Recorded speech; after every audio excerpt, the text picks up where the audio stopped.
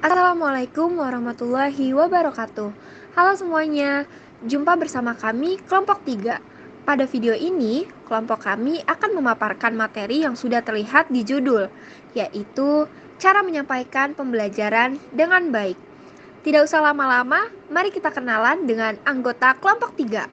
Baik, kelompok 3 beranggotakan 3 orang. Yang pertama ada saya sendiri, Akifah Humaira Salsabila dengan NIM akhir 34. Yang kedua ada Anissa Aulia Rahma dengan NIM akhir 12. Dan yang terakhir ada Rizky Nur Amalia dengan NIM akhir 31. Materi pertama yaitu pembelajaran efektif. Pembelajaran efektif adalah pembelajaran yang dapat memberikan hasil belajar yang bermanfaat dan terfokus pada peserta didik student center melalui penggunaan prosedur yang tepat. Definisi ini mengandung arti bahwa dalam pembelajaran efektif terdapat dua hal penting, yaitu terjadinya belajar pada peserta didik dan apa yang dilakukan oleh pendidik untuk membelajarkan peserta didiknya. Perencanaan pembelajaran. Perencanaan pembelajaran terdiri dari dua kata, yakni kata perencanaan dan kata pembelajaran. Pertama, perencanaan berasal dari kata rencana, yaitu pengambilan keputusan tentang apa yang harus dilakukan untuk mencapai tujuan. Oleh karena itu, proses suatu perencanaan harus dimulai dari penetapan tujuan yang akan dicapai melalui analisis kebutuhan serta dokumen yang lengkap. Kedua, pembelajaran dapat diartikan sebagai proses kerjasama antara guru dan siswa dalam memanfaatkan segala potensi dan sumber yang ada, baik potensi dan sumber dalam diri siswa itu sendiri. Materi berikutnya adalah kriteria metode pembelajaran efektif. Terdapat 4 kriteria metode pembelajaran efektif. Yang pertama adalah membangkitkan perasaan ingin tahu peserta didik. Perasaan ingin tahu hakikatnya merupakan sifat bawaan yang melekat dalam diri seseorang.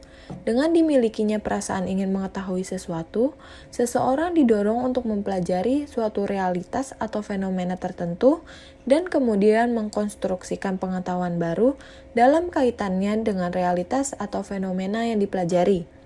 Inilah potensi bawaan yang mesti dapat dimaksimalkan oleh para guru untuk membantu peserta didik dalam memahami materi pembelajaran dan menguasai kecakapan tertentu.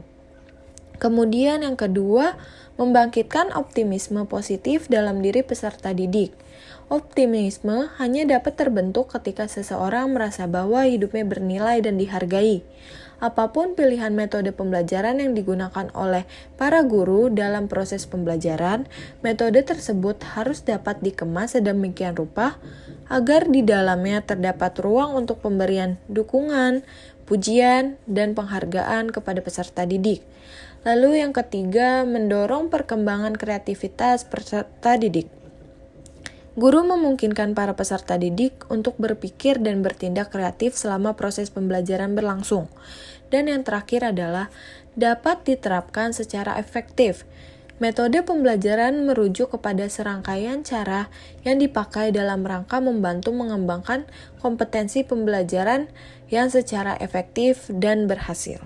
Materi berikutnya yang akan disampaikan oleh kelompok 3 adalah komponen-komponen belajar mengajar. Yang pertama ada tujuan. Tujuan adalah suatu cita-cita yang ingin dicapai dari pelaksanaan suatu kegiatan. Tidak ada suatu kegiatan yang diprogramkan tanpa tujuan, karena hal itu adalah suatu hal yang tidak memiliki kepastian dalam menentukan ke arah mana kegiatan itu akan dibawa. Lalu yang kedua ada bahan pelajaran.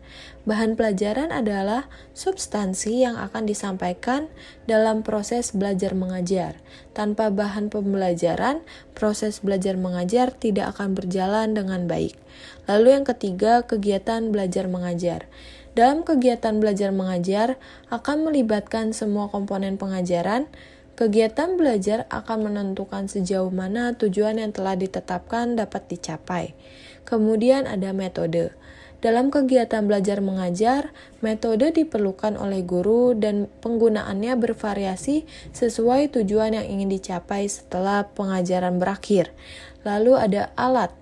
Alat adalah segala sesuatu yang dapat digunakan dalam rangka mencapai tujuan pengajaran. Sumber pelajaran.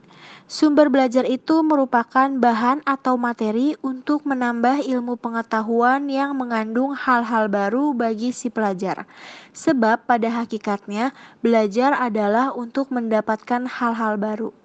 Adapun evaluasi, menurut Wayan Nurkancana dan PPN Sumartana 1983, evaluasi pendidikan dapat diartikan sebagai tindakan atau suatu proses untuk menentukan nilai sebagai sesuatu dalam dunia pendidikan atau segala yang sesuatu yang ada hubungannya dengan dunia pendidikan. Cara menyampaikan pembelajaran dengan baik. 1. Menggunakan gestur. Guru adalah kunci penting dalam keberhasilan sebuah pembelajaran. Meskipun dalam mengajar harus student center, peran seorang guru sebagai fasilitator dan motivator sangatlah penting. 2. Menggunakan teknik belajar yang bervariasi. Guru dapat membuat kreasi dalam mengajar, misalnya mengkombinasikan dengan lagu, yel-yel penyemangat, atau menggunakan educational games yang membangkitkan semangat belajar siswa. Jika seorang guru kaya akan teknik-teknik mengajar, maka siswa akan selalu menantikan saat-saat pembelajaran. 3. Guru selalu mengikuti perkembangan zaman. Guru dapat memanfaatkan informasi untuk membuat teknik mengajar yang menarik dan membuat siswa dapat belajar dengan asik. 4. Menggunakan teknologi. Salah satu cara mengajar yang baik adalah dengan menggunakan teknologi sebagai penunjang. Baik, selesai sudah pemaparan materi dari kelompok 3 yang diakhiri oleh pemaparan materi dari Anissa Aulia Rahma. Mohon maaf apabila ada kekurangan dalam penyampaian materinya. Kami harap dapat dimaklumi. Terima kasih. Wassalamualaikum warahmatullahi wabarakatuh.